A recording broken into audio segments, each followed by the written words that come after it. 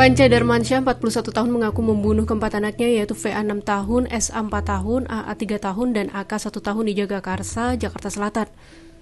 Pengakuan yang disampaikan ke polisi itu membuat polisi pada Jumat 8 Desember 2023 menetapkan Panca sebagai tersangka pembunuhan.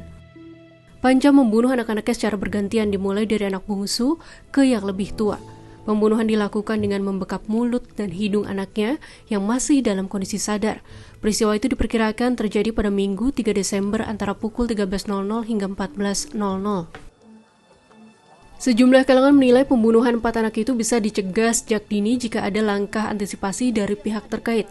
Sebab sehari sebelum pembunuhan terjadi, istri Panca D menjadi korban kekerasan dalam rumah tangga dan dirawat di Rumah Sakit Pasar Minggu. Laporan KDRT pun sudah masuk ke Polsek Jagakarsa. Namun polisi tak langsung mengamankan Panca, melainkan memanggilnya untuk diperiksa. Panca mengulur waktu pemeriksaan hingga akhirnya terjadi pembunuhan. Ini hasil pemeriksaan dari beberapa saksi dan disesuaikan dengan barang bukti yang sudah kami amankan.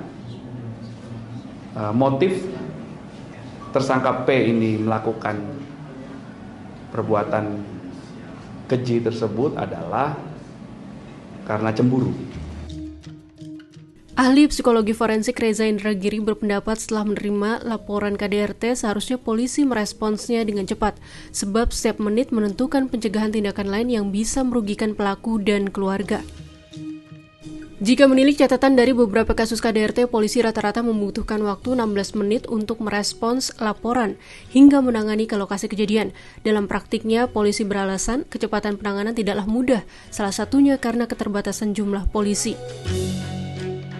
Polisi pun harusnya terlatih untuk bisa menangani insiden KDRT secara aman, mengacu pada Undang-Undang Nomor 23 Tahun 2004 tentang penghapusan kekerasan dalam rumah tangga. Polisi semestinya punya keterampilan khusus dan responsivitas ekstra terhadap kasus KDRT. Hal yang sama diungkapkan anggota Komisi Kepolisian Nasional Pungki Indarti yang menilai polisi kurang peka menangani laporan dan menangani kasus KDRT. Polisi juga kurang sensitif gender dan sensitif terhadap anak. Akibatnya polisi terkadang bergerak lambat dan berakibat fatal.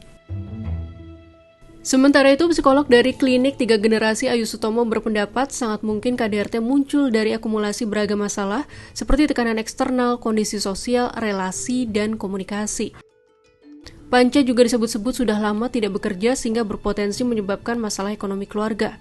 Semua itu bisa menjadi tekanan pribadi. Ketika depresi diiringi ketidakmampuan untuk mengelola emosi, pelaku rentan berperilaku agresif kepada anak dan istrinya. Ayu juga menyebut dalam lingkungan sosial, sistem pendukung menjadi penting untuk mencegah tindakan lanjutan dari dampak konflik di rumah tangga. Sistem pendukung ini bisa berasal dari keluarga terdekat, tetangga, dan teman. Kasus pembunuhan keluarga di Jagakarsa menjadi pelajaran berharga bagi penegak hukum untuk menangani kasus KDRT. Kasus ini juga memberi pelajaran bagi lingkungan terdekat untuk bisa menjadi sistem pendukung guna mencegah konflik di keluarga berkembang menjadi KDRT, bahkan berdampak fatal pada terenggutnya nyawa anggota keluarga.